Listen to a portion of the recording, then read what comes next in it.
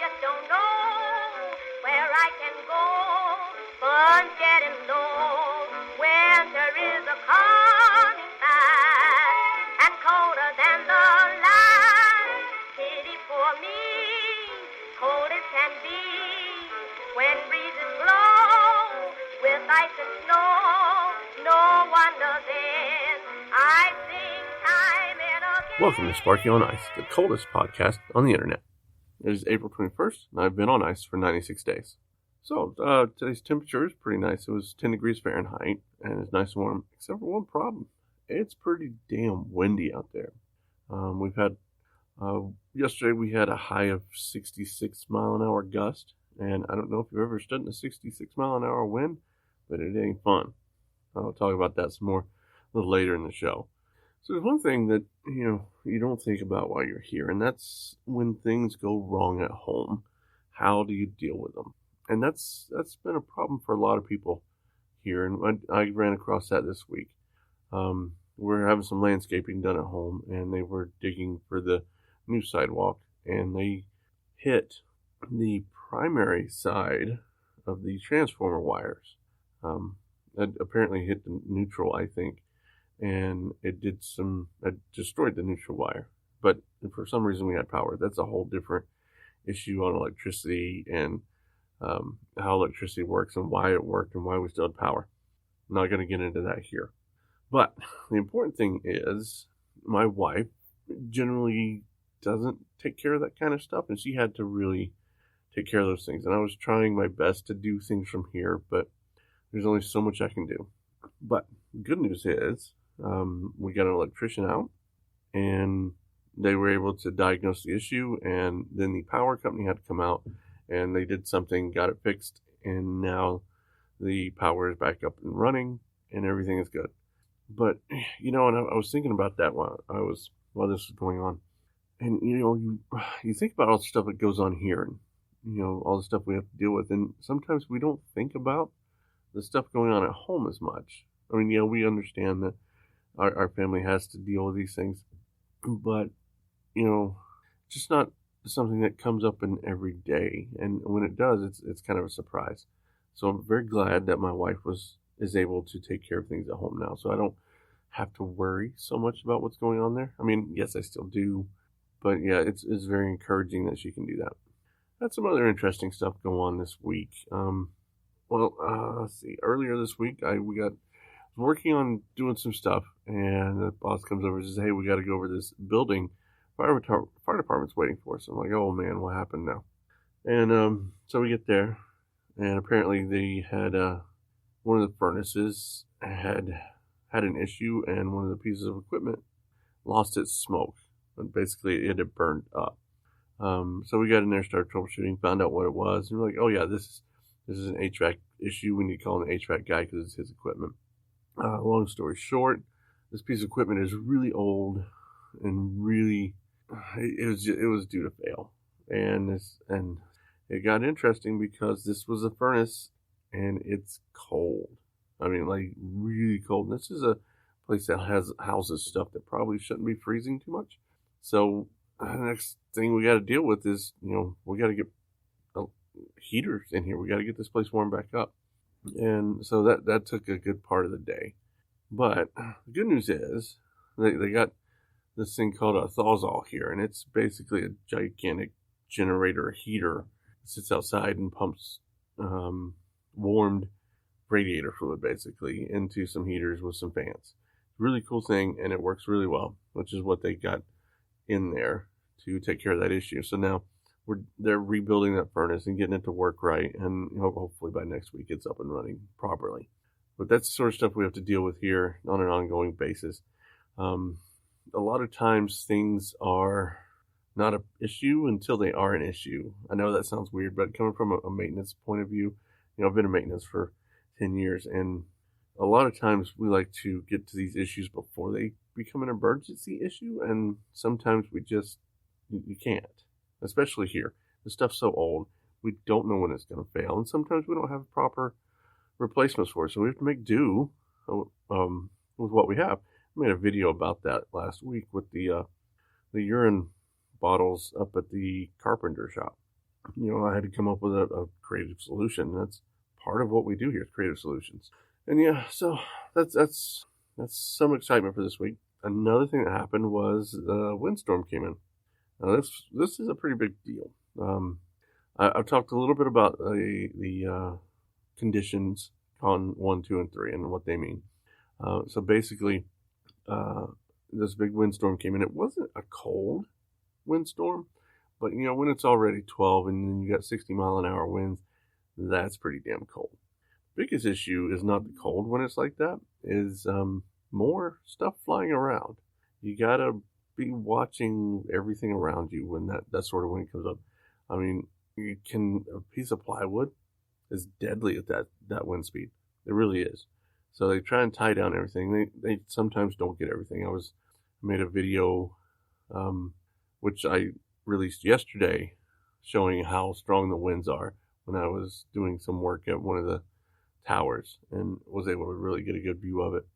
And while I was there, I saw something go flying out across the bay. I was like, man, that is really moving. But yeah, the wind can get really nasty, which also causes another problem for me because we do the heat trace, which is attached to all the water pipes and all the wastewater pipes and anything that we don't want to freeze. Well, they have sensors on them. One of the problems is when the wind blows over those sensors, it gives a false reading that it's colder. So, and a lot of times we'll get called out to a false reading and, in the middle of the night, and it just really sucks because you're waking up at 1 a.m, you gotta walk across, and honestly, that's not a fun walk at 1 a.m. But the good news is I've acclimated here, so I don't put my boots on for that walk. I put on my tennis shoes, which seems weird because it's 9 degrees out and I'm wearing tennis shoes. Also weird because it's icy and I'm wearing tennis shoes, and that's something I would have never done back in the States. So that's a big deal for me. So yeah, that's kind of cool.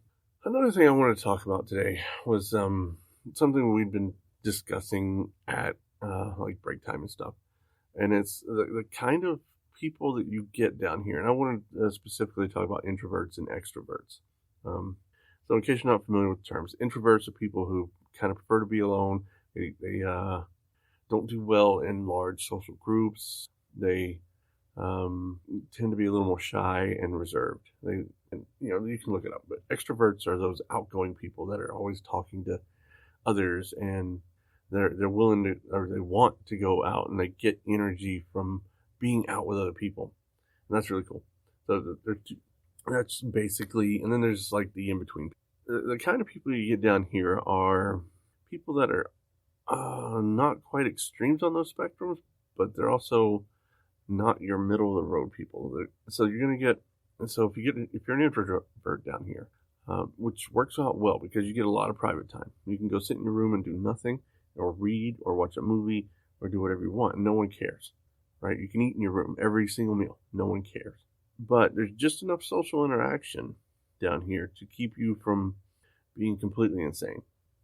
We have things that go on. So we've talked about social interaction here on the show before.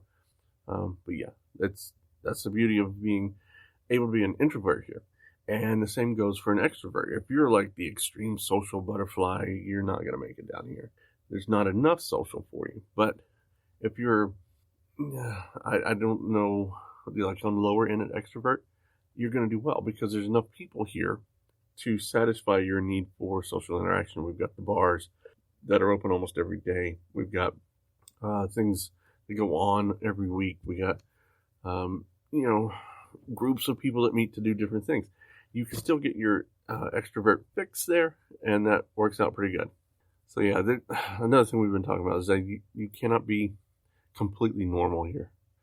Completely normal people would not do well because there's a certain amount of chaos here. You have to be able to adjust on the fly. You have to be able to understand nothing is going to go right no matter what you try.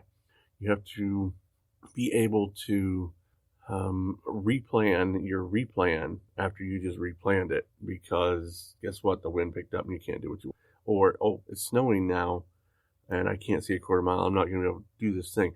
Gotta go replan.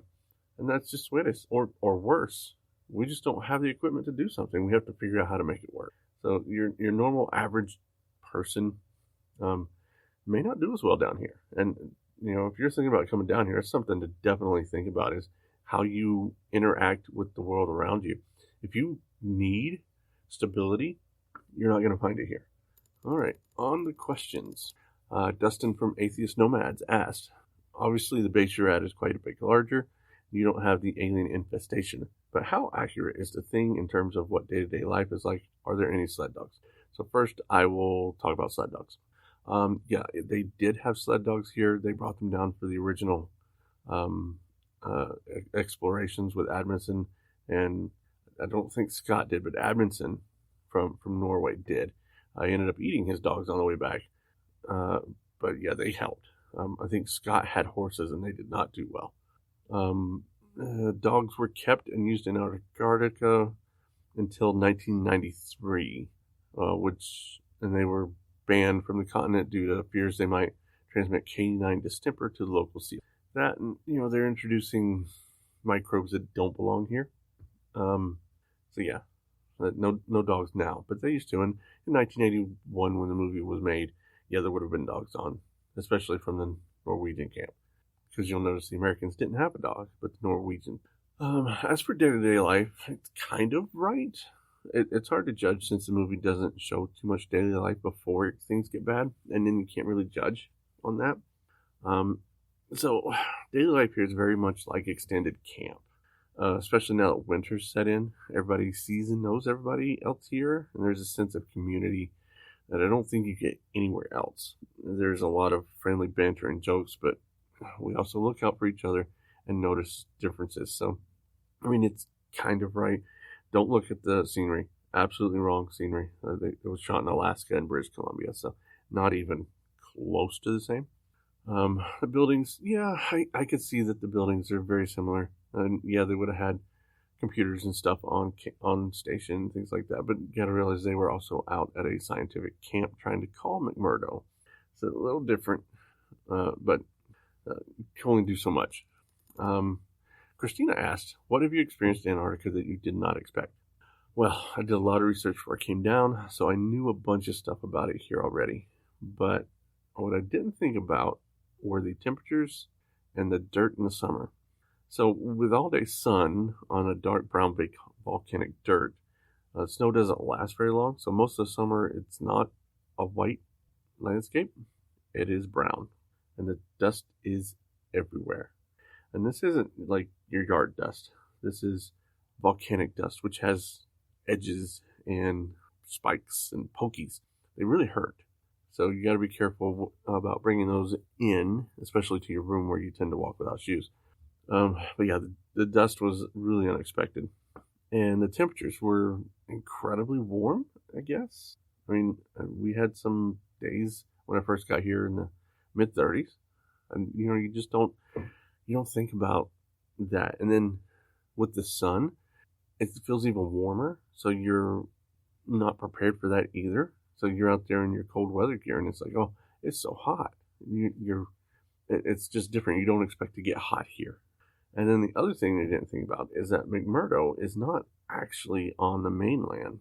We're on Ross Island, which is, I think, about 75 miles off the mainland. And it's the largest island this far south.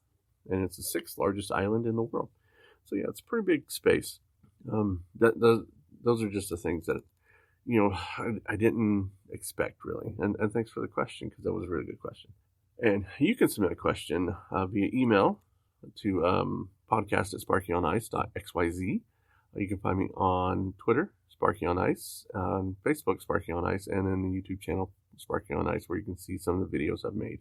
I think that's going to do it for me this week, and I will see you guys next week.